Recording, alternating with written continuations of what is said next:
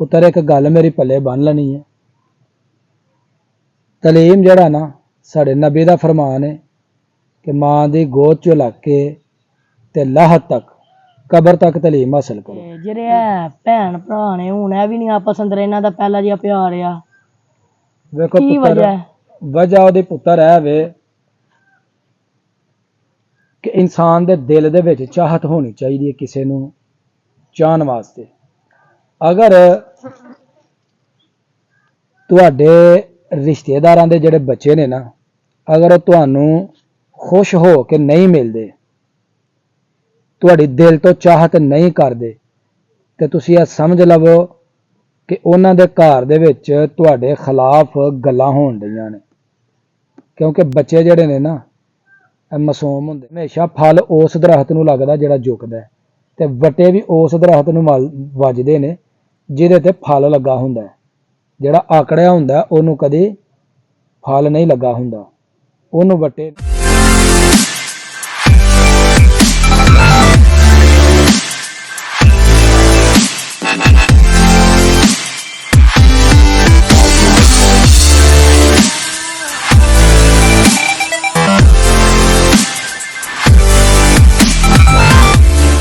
ਹੋਰ ਸ਼ਾਨ ਪੁੱਤਰ ਸੁਣਾ ਕੀ ਹਾਲ ਹੈ? ਠੀਕ ਠਾਕ ਚਾਚਾ ਸਾਹਿਬ। ਸਿਹਤ ਸੋ ਠੀਕ ਰਹਿੰਦੀ ਹੈ ਨਾ? ਅਲਹਮਦੁਲਿਲਾ ਠੀਕ ਠਾਕ। ਕਿਨਵੇਂ ਚ ਪੁੱਤਰ ਪੜਨਾ? ਨਾ ਜੇ ਬੜਨ ਦਾ ਡਾਕਟਰ ਸਾਹਿਬ।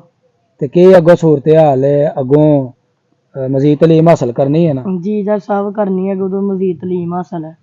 ਪੁੱਤਰ ਇੱਕ ਗੱਲ ਮੇਰੀ ਪੱਲੇ ਬੰਨ ਲੈਣੀ ਹੈ। ਤਲੀਮ ਜਿਹੜਾ ਨਾ ਸਾਡੇ ਨਬੀ ਦਾ ਫਰਮਾਨ ਹੈ ਕਿ ਮਾਂ ਦੀ ਗੋਦ ਚੋਂ ਲੱਗ ਕੇ ਤੇ ਲਾਹਤ ਤੱਕ ਕਬਰ ਤੱਕ ਤਲੀਮ ਹਾਸਲ ਕਰੋ। ਬਿਲਕੁਲ। ਤੇ ਨਬੀ ਪਾਕ ਸੱਲੱਲਾਹੁ ਅਲੈहि ਵਸੱਲਮ ਨੇ ਫਰਮਾਇਆ ਕਿ ਇਲਮ ਹਾਸਲ ਕਰੋ ਖਾ ਤੁਹਾਨੂੰ ਚੀਨ ਜਾਣਾ ਪਵੇ। ਤੇ ਪੁੱਤਰ ਜਦੋਂ ਆਪ ਸੱਲਮ ਨੇ ਫਰਮਾਇਆ ਸੀ ਨਾ, ਤੇ ਉਦੋਂ ਚੀਨ ਦਾ ਸਫ਼ਰ ਜਿਹੜਾ ਹੁੰਦਾ ਸੀ ਨਾ ਬੜਾ ਔਖਾ ਤੇ ਬੜਾ ਮੁਸ਼ਕਲ ਹੁੰਦਾ ਸੀ। ਜਾਨ ਜੋਖਾਂ ਦਾ ਜਿਹੜਾ ਸੀ ਨਾ ਇਹ ਕੰਮ ਹੁੰਦਾ ਸੀ। ਤੇ ਹੁਣ ਜਨਾਬ ਜਦੀਦ ਦੌਰ ਸਫ਼ਰ ਜਿਹੜੇ ਨੇ ਹਵਾਈ ਜਹਾਜ਼ਾਂ ਨੇ ਜਨਾਬ ਬਿਲਕੁਲ ਸਮੇਟ ਦਿੱਤੇ ਨੇ। ਪਰ ਹਰ ਚੀਜ਼ ਵੰਡੀ ਜਾ ਸਕਦੀ ਹੈ। ਮਾਂ ਪਿਓ ਦੀ ਜਾਇਦਾਦ, ਮਾਂ ਪਿਓ ਦੀ ਜ਼ਮੀਨ, ਇਹ ਵੰਡ ਕੱਤਦੀਆਂ ਨੇ ਭੈਣ ਭਰਾਵਾਂ 'ਚ। ਲੇਕਿਨ ਤਲੀਮ ਇੱਕ ਐਸੀ ਚੀਜ਼ ਹੈ ਜਿਹੜੀ ਬੰਦਾ ਵੰਡ ਨਹੀਂ ਸਕਦਾ। ਉਹ ਇਨਸਾਨ ਦੇ ਨਾਲ ਮਰਨ ਤੱਕ ਨਾਲ ਰਹਿੰਦੀ ਹੈ। ਤੇ ਇਸ ਵਾਸਤੇ ਇਲਮ ਜਿਹੜਾ ਨਾ ਉਹ ਹਾਸਲ ਕਰਨਾ ਚਾਹੀਦਾ। ਪੜ੍ਹਿਆ ਲਿਖਿਆ ਇੱਕ ਜਿਹੜਾ ਨੌਜਵਾਨ ਹੁੰਦਾ ਨਾ, ਉਹ ਆਪਣੇ ਮੁਸਤਕਬਲ ਨੂੰ ਤਲੀਮ ਦੇ ਜ਼ਰੀਏ ਬੜਾ ਆਸਾਨ ਬਣਾ ਸਕਦਾ। ਉਹਦਾ ਦਿਮਾਗ ਜ਼ਿਆਦਾ ਤੋਂ ਜ਼ਿਆਦਾ ਕੰਮ ਕਰੇਗਾ ਔਰ ਹਰ ਪਾਸੇ ਕੋਈ ਨਾ ਕੋਈ ਉਹਨੂੰ ਨੌਕਰੀ ਮਿਲ ਜਾਏਗੀ, ਕੋਈ ਅੱਛੀ ਮੁਲਾਜ਼ਮਤ ਜਿਹੜੀ ਨਾ ਉਹ ਮਿਲ। ਹੋਰ ਪੁੱਤਰ ਕੋਈ ਗੱਲ ਪੁੱਛਣੀ ਆ ਤੇ ਦੱਸ। ਡਾਕਟਰ ਸਾਹਿਬ ਅੱਜ ਦਾ ਜਿਹੜਾ ਮੁਆਸ਼ਰਾ ਹੈ, ਜੀ ਜੀ, ਅੱਜ ਦਾ ਮੁਆਸ਼ਰਾ ਹੈ ਰਿਸ਼ਤੇਦਾਰਾਂ ਨਾਲ ਉਹ ਜਿਹਾ ਸਲੂਕ ਨਹੀਂ ਰਿਹਾ ਆ। ਆਉਂਦੇ ਨੇ ਜੀ ਨੱਕ ਚੜ ਜਾਂਦੇ ਨੇ, ਵਹਿੰਦੇ ਨੇ, ਉਹ ਸਲੂਕ ਨਹੀਂ ਇਹੋ ਜਿਹਾ ਰਿਹਾ ਹੈ ਕਿ ਜਾਨ ਨੂੰ ਛੇਤੀ ਛੇਤੀ। ਠੀਕ ਹੈ। ਤੇ ਜਿਹੜੇ ਹੈ ਭੈਣ ਭਰਾ ਨੇ ਹੁਣ ਇਹ ਵੀ ਨਹੀਂ ਆਪਸ ਅੰਦਰ ਇਹਨਾਂ ਦਾ ਪਹਿਲਾ ਜਿਹਾ ਪਿਆਰ ਆ। ਵੇਖੋ ਕੀ ਵਜ੍ਹਾ ਹੈ? ਵਜ੍ਹਾ ਉਹਦੇ ਪੁੱਤਰ ਹੈ ਵੇ ਕਿ ਇਨਸਾਨ ਦੇ ਦਿਲ ਦੇ ਵਿੱਚ ਚਾਹਤ ਹੋਣੀ ਚਾਹੀਦੀ ਹੈ ਕਿਸੇ ਨੂੰ ਚਾਹਣ ਵਾਸਤੇ। ਅਗਰ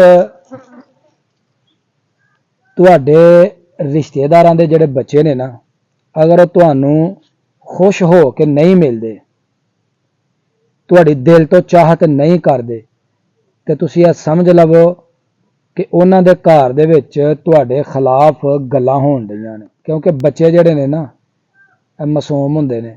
ਬੱਚੇ ਜਿਹੜੇ ਨੇ ਉਹ ਮੁਨਾਫਿਕ ਨਹੀਂ ਹੁੰਦੇ। ਤੇ ਚਾਹਤਾਂ ਮੁਹੱਬਤਾਂ ਉਦੋਂ ਹੀ ਖਤਮ ਹੁੰਦੀਆਂ ਜਦੋਂ ਅਸੀਂ ਕਿਸੇ ਦੇ ਖਿਲਾਫ ਬੋਲਨੇ ਆ, ਕਿਸੇ ਨੂੰ ਅੱਛਾ ਨਹੀਂ ਜਾਣਦੇ।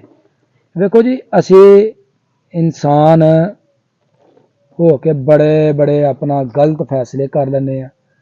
ਰਿਸ਼ਤਿਆਂ ਦੇ ਵਿੱਚ ਦਰਾੜਾ ਪਾ ਲੈਂਦੇ ਆ ਵੀ ਬੇਤੁਕੀਆਂ। ਰਿਸ਼ਤਿਆਂ ਨੂੰ ਬੁਰਾ ਭਲਾ ਕਹਿਣਾ ਅਸੀਂ ਸ਼ੁਰੂ ਕਰ ਦਿੰਦੇ ਆ, ਤੇ ਰਿਸ਼ਤਿਆਂ ਦੇ ਵਿੱਚ ਉਹ ਚਾਹਤ ਜਿਹੜੀ ਨਾ ਫਿਰ ਮੁੱਕ ਜਾਂਦੀ ਹੈ। ਅਗਰ ਰਿਸ਼ਤਿਆਂ ਦੇ ਵਿੱਚ ਤਵਾਜ਼ਨ ਬਰਕਰਾਰ ਰੱਖਣਾ ਹੈ ਨਾ, ਤੇ ਕਿਸੇ ਦੇ ਵਿੱਚੋਂ ਕੀੜੇ ਨਹੀਂ ਕੱਢਣੇ। ਅਗਰ ਰਿਸ਼ਤਿਆਂ ਦੇ ਵਿੱਚ ਖਲੂਸ ਪੈਦਾ ਕਰਨਾ ਹੈ ਨਾ, ਤੇ ਥੋੜਾ ਝੁਕਣਾ ਪਏਗਾ। ਤੁਹਾਨੂੰ ਪਤਾ ਕਿ ਹਮੇਸ਼ਾ ਫਲ ਉਸ ਦਰਖਤ ਨੂੰ ਲੱਗਦਾ ਜਿਹੜਾ ਝੁਕਦਾ, ਤੇ ਵੱਟੇ ਵੀ ਉਸ ਦਰਖਤ ਨੂੰ ਵੱਜਦੇ ਨੇ ਜਿਹਦੇ ਤੇ ਫਲ ਲੱਗਾ ਹੁੰਦਾ। ਜਿਹੜਾ ਆਕੜਿਆ ਹੁੰਦਾ ਉਹਨੂੰ ਕਦੇ ਫਲ ਨਹੀਂ ਲੱਗਾ ਹੁੰਦਾ, ਉਹਨੂੰ ਵੱਟੇ ਨਹੀਂ ਵੱਜਦੇ। ਪੁੱਤਰ ਇਹ ਜ਼ਿੰਦਗੀ ਦਾ ਸਫ਼ਰ ਹੈ, ਔਖਾ ਸੌਖਾ ਜਿਹੜਾ ਨਾ ਕੱਟ ਕੱਢਦਾ।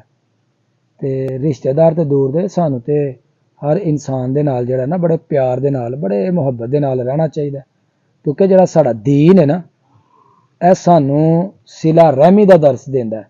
ਜਿਹੜਾ ਸਾਡਾ ਦੀਨ ਹੈ ਇਹ ਸਾਨੂੰ ਪਿਆਰ ਮੁਹੱਬਤ ਤੇ ਮੁਸਾਵਾਤ ਦਾ ਦਰਸ ਦਿੰਦਾ ਹੈ। ਤੇ ਬਾਕੀ ਅਗਰ ਤੁਸਾਂ ਆਪਣਿਆਂ ਨੂੰ ਵੇਖਣਾ ਹੋਏ ਨਾ ਤੇ ਥੋੜਾ ਜਿਹਾ ਕਾਮਯਾਬ ਹੋ ਜਾਵੋ, ਉਹਨਾਂ ਦੇ ਅੰਦਰ ਲੁਕੇ ਹੋਏ ਸੱਪ ਜਿਹੜੇ ਨੇ ਨਾ ਉਹ ਆਪੇ ਜ਼ਾਹਰ ਹੋ ਜਾਂਦੇ। ਜਦੋਂ ਤੁਸੀਂ ਥੋੜਾ ਸਾਰਾ ਕਾਮਯਾਬ ਹੋਵੋਗੇ ਉਹ ਆਪੇ ਹੀ ਆਪਣਾ ਜ਼ਾਹਰ ਹੋ ਜਾਂਦੇ। ਤੁਹਾਨੂੰ ਪਤਾ ਲੱਗ ਜਾਏਗਾ ਕਿ ਕਿਹੜਾ ਮੇਰੇ ਨਾਲ ਹੈ ਤੇ ਕਿਹੜਾ ਮੇਰੇ ਕੰਡ ਦੇ ਪਿੱਛੇ ਮੇਰੀ ਮੁਖਾਲਫਤ ਕਰਦਾ ਹੈ। ਤੇ ਬਾਕੀ ਜੀ ਅਗਰ ਰਿਸ਼ਤਿਆਂ ਨੂੰ ਕਾਇਮ ਰੱਖਣਾ ਹੈ ਨਾ ਤੇ ਅਦਾਵਤਾਂ ਮੁਖਾਲਫਤਾਂ ਇਹਨਾਂ ਨੂੰ ਭੁਲਾਉਣਾ ਪੈਣਾ ਹੈ। ਤੇ ਬਾਕੀ ਜ਼ਿੰਦਗੀ ਦਾ ਸਫ਼ਰ 4 ਦਿਨ ਦੀ ਜ਼ਿੰਦਗੀ ਹੈ। ਹਾਂਜੀ ਡਾਕਟਰ ਸਾਹਿਬ। ਤੇ ਦੁਨੀਆ ਤੇ ਰਹਿੰਦਿਆਂ ਹੋਇਆਂ ਅੱਛੀਆਂ ਜਿਹੜੀਆਂ ਨੇ ਨਾ ਉਹ ਸਾਨੂੰ ਜ਼ਿਆਦਾ ਛੱਡਣੀਆਂ ਚਾਹੀਦੀਆਂ। ਤੇ ਕੱਲ੍ਹ ਨੂੰ ਇਸ ਦੁਨੀਆ ਤੋਂ ਪਰਦਾ ਕਰ ਜਾਈਏ ਨਾ ਤੇ ਕੋਈ ਇਹ ਨਾ ਕਵੇ ਕਿ ਯਾਰ ਬੰਦਾ ਬੜਾ ਹੀ ਭੈੜਾ ਸੀ, ਹਰ ਬੰਦਾ ਇਹਦੇ ਕੋਲ ਤੰਗ ਸੀ, ਰਿਸ਼ਤੇਦਾਰ ਇਹਦੇ ਕੋਲ ਤੰਗ ਸਨ, ਵਿਹੜਾ ਮਹੱਲਾ ਇਹਦੇ ਕੋਲ ਤੰਗ ਸੀ। ਹਰ ਇੱਕ ਇਹੀ ਕਿ ਯਾਰ ਬੜੀ ਅੱਛੀ ਜ਼ਿੰਦਗੀ ਗੁਜ਼ਾਰੀ, ਆਪਣੇ ਬੱਚਿਆਂ ਦੀ ਅੱਛੀ ਤਰਬੀਅਤ ਕੀਤੀ, ਆਪਣੇ ਘਰ ਦੇ ਹਰ ਫਰਦ ਦੀ ਅੱਛੀ ਤਰਬੀਅਤ ਕੀਤੀ, ਰਿਸ਼ਤੇਦਾਰਾਂ ਦੇ ਨਾਲ ਸਲੂਕ ਚੰਗਾ ਸੀ, ਯਾਰਾਂ ਦੋਸਤਾਂ ਦੇ ਨਾਲ ਸਲੂਕ ਚੰਗਾ ਸੀ, ਵੱਡਿਆਂ ਦਾ ਅਦਬ ਇਹਤਰਾਮ ਕਰਨ ਵਾਲਾ ਸੀ। ਫਿਰ ਸਮਝੋ ਜਨਾਬ ਤੁਹਾਡੀ ਜ਼ਿੰਦਗੀ ਜਿਹੜੀ ਹੈ ਨਾ ਉਹ ਸੋਨੇ ਤੇ ਸੁਹਾਗਾ ਹੈ।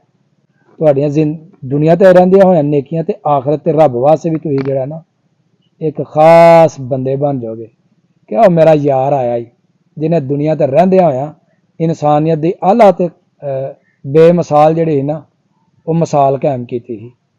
ਇਸ ਵਾਸਤੇ ਹਮੇਸ਼ਾ ਦੂਸਰਿਆਂ ਨਾਲ ਪਿਆਰ ਤੇ ਮੁਹੱਬਤ ਕਰੋ। ਤੇ ਹੋਰ ਜਨਾਬ ਬਸ ਇਹੀ ਪੁੱਛਣਾ ਸੀ ਡਾਕਟਰ ਸਾਹਿਬ। ਲਓ ਜੀ, ਇਹਦੇ ਨਾਲ ਹੀ ਸਾਡੀ ਅੱਜ ਦੀ ਵੀਡੀਓ ਹੋ ਗਈ ਹੈ ਮੁਕੰਮਲ। ਅਗਰ ਵੀਡੀਓ ਲੱਗੇ ਚੰਗੀ ਤੇ ਵੀਡੀਓ ਨੂੰ ਇੱਕ ਲਾਈਕ ਕਰ ਦੇਣਾ ਤੇ ਵੀਡੀਓ ਨੂੰ ਜ਼ਿਆਦਾ ਤੋਂ ਜ਼ਿਆਦਾ ਸ਼ੇਅਰ ਕਰਨਾ। ਤੇ ਜਿਹੜੇ ਦੋਸਤ ਮੇਰੇ ਚੈਨਲ ਤੇ ਨਏ ਨੇ ਉਹ ਜਲਦੀ ਜਲਦੀ ਮੇਰੇ ਚੈਨਲ ਨੂੰ ਸਬਸਕ੍ਰਾਈਬ ਕਰਕੇ ਮੈਨੂੰ ਬਣਾ ਲਓ ਆਪਣਾ ਦੋਸਤ। ਤੇ ਇਨਸ਼ਾਅੱਲਾ ਤੁਹਾਨੂੰ ਚੰਗੀ ਰਾਹ ਵਹਾਉਂਦਾ ਰਹਾਂਗਾ, ਤੁਹਾਨੂੰ ਅੱਛੀਆਂ ਚੀਜ਼ਾਂ ਜਿਹੜਾ ਨਾ ਦੱਸਦਾ ਰਹਾਂਗਾ। ਅਗਰ ਤੁਸੀਂ ਮੇਰੀ ਗੱਲ ਤੋਂ ਕਰਦੇ ਹੋ ਐਗਰੀ, ਇਤਫਾਕ ਕਰ ਦਿਓ ਕਿ ਗੱਲਾਂ ਠੀਕ ਨੇ, ਤੇ ਮੈਨੂੰ ਸਬਸਕ੍ਰਾਈਬ ਕਰਨਾ ਨਹੀਂ ਭੁੱਲਣਾ। ਮੈਨੂੰ ਦਿਓ ਇਜਾਜ਼ਤ, ਖੁਸ਼ ਰਹੋ, ਆਬਾਦ ਰਹੋ। ਅੱਲਾ ਹਾਫਿਜ਼।